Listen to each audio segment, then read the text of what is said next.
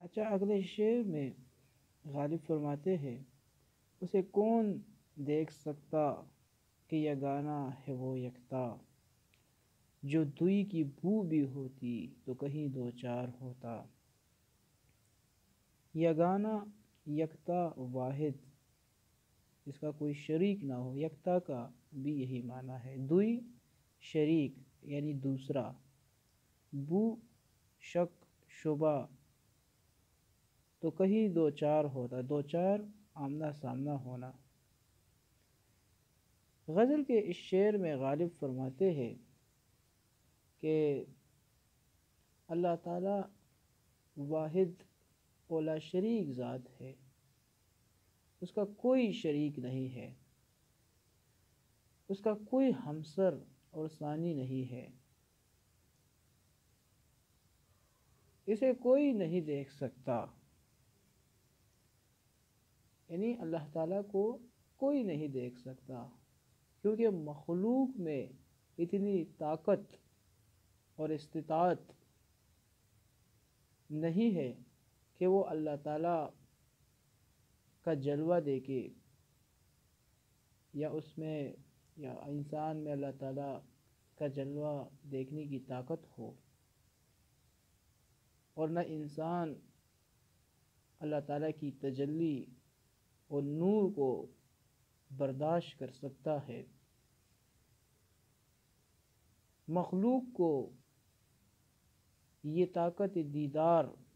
عطا نہیں کی گئی۔ اللہ تعالیٰ کی ذات کے بارے میں دوئی یعنی شراکت کا شائبہ ہی یعنی شک بھی نہیں ہوتا، یعنی اللہ تعالیٰ ایک ہے، اس کا کوئی شریک نہیں ہے، وہ اس دنیا بلکہ تمام جہانوں کے خالق و مالک ہے اور یکتا ہے۔ قرآن حکیم میں ارشاد ربانی ہے کہ اگر زمین اور آسمان میں ایک اللہ کے سوا اور بھی الہی یعنی رب یا اللہ ہوتے تو کائنات کا نظام درہم برہم یعنی برباد ہو جاتا۔ اللہ تعالیٰ خالق کائنات ہے، اس کا کوئی شریک نہیں ہے، جیسا کہ میں نے پہلے بھی بتایا۔ اس شعر سے یہ معنی بھی ہم لے سکتے ہیں کہ اللہ تعالیٰ کو مخلوق نہیں دیکھ سکتی، اللہ تعالیٰ کو دیکھنے کے لیے دوسرے اللہ کا وجود لازمی آتا ہے، اور دوسرا اللہ ہے نہیں، لہٰذا اللہ کو دیکھنے کا سوال ہی پیدا نہیں ہوتا۔ مطلب یہ کہ اگر اللہ تعالیٰ کا کوئی شریک ہوتا تو کم از کم وہ شریک تو نظر آتا، اس کا شریک بھی نظر نہیں آتا، اور نہ اللہ تعالیٰ خود نظر آتا ہے۔ اور کائنات کا یہ نظام جو ایک ترتیب کے ساتھ چل رہا ہے، اس کا مطلب یہ ہے کہ اللہ تعالیٰ ایک ہے۔ اگر کوئی دوسرا اللہ ہوتا یعنی دوسرا خدا ہوتا تو آپس میں دونوں کی لڑائی ہو جاتی، جس طرح انسانوں کے درمیان لڑائی ہوتی ہے، اسی طرح یہ اس دنیا کا نظام درہم برہم یعنی برباد ہو جاتا۔ لہٰذا اس دنیا کی ترتیب کو اگر ہم دیکھیں تو معلوم ہو جاتا ہے کہ اللہ تعالیٰ ایک ہے، اس کا کوئی شریک نہیں ہے۔ اگر اس کا کوئی شریک ہوتا تو وہ نظر آتا، لیکن وہ نظر نہیں آتا، لہٰذا اس کا مطلب یہ ہے کہ اللہ تعالیٰ ایک ہے، اس کا کوئی شریک نہیں ہے۔ آخری شعر کی طرف ہم آتے ہیں۔ یہ مسائل تصوف یہ تیرا بیان غالب، مسائل مسئلے کی جمع ہے، تصوف اللہ تعالیٰ کی طرف متوجہ ہونا، اللہ تعالیٰ کی معرفت کا علم، یعنی اللہ تعالیٰ کے قدرت و کا علم، اللہ تعالیٰ کو ایک ماننا، بیان جو غالب کی باتیں ہوتی ہے، غالب اپنے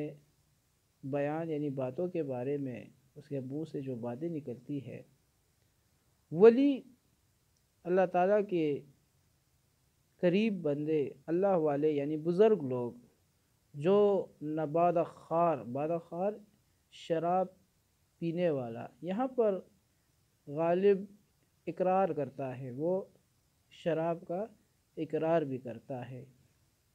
اس شعر یعنی اس کو آخری غزل کا آخری شعر ہے، اس میں غالب نے اپنا تخلص استعمال کیا ہے، لہٰذا اس شعر کو ہم مقطع کہیں گے۔ اس مقطع میں مرزا اسد اللہ خان غالب اپنے آپ سے مخاطب ہو کر کہتا ہے کہ اے غالب، تو جس طرح اپنے کلام یعنی شاعری میں تصوف کے مسائل اور اس کی باریکیاں یعنی چھوٹی جو مطلب چیزیں ہیں، مسائل ہیں، چھوٹے چھوٹے مسائل بیان کرتے ہیں، اور تیرا انداز جو بہت انوکھا اور نرالا ہے، یعنی تم تو بہت بڑے عالم و فاضل نظر آتے ہو، اور تصوف کے مسائل کا سمجھنا ہر کسی کی طاقت کی بات نہیں ہے، لہٰذا جس طرح تم تصوف کے مسائل بیان کر رہے ہو، یہ تو ایک ولی ہی بیان کر سکتا ہے، اللہ تعالیٰ کا ایک برگزیدہ بندہ ہی بیان کر سکتا ہے۔ لہٰذا اگر تو شراب نہ پیتا تو ہم تجھے ولی یعنی اللہ تعالیٰ کا برگزیدہ بندہ قرار دیتے، سمجھتے، لیکن تو شراب پیتا ہے، تو شراب خور یعنی بادہ خور ہے، لہٰذا کوئی ولی ایسا نہیں جو شراب پیے یا شراب پیتا ہے، لہٰذا یہ ولیوں کا کام نہیں ہے شراب پینا، لیکن یہ مسائل جو تم تصوف کے مسائل بیان کر رہے ہو، البتہ یہ ایک ولی ہی بیان کر سکتا ہے، اس لیے ہم تجھے ولی سمجھتے، لیکن ایک بات ہے جس کی وجہ سے ہم آپ کو ولی نہیں کہہ سکتے۔ یہ غزل کا آخری شعر تھا، چند مشکل الفاظ کے معنی میں آپ کے سامنے لاتا ہوں، یہ آپ نوٹ کریں، تمام مشکل الفاظ کے معنی ہے۔ اس کے بعد انشاءاللہ ہم پڑھیں گے بہادر شاہ ظفر کو اور اس کی دوسری غزل۔ تب تک کے لیے اللہ حافظ۔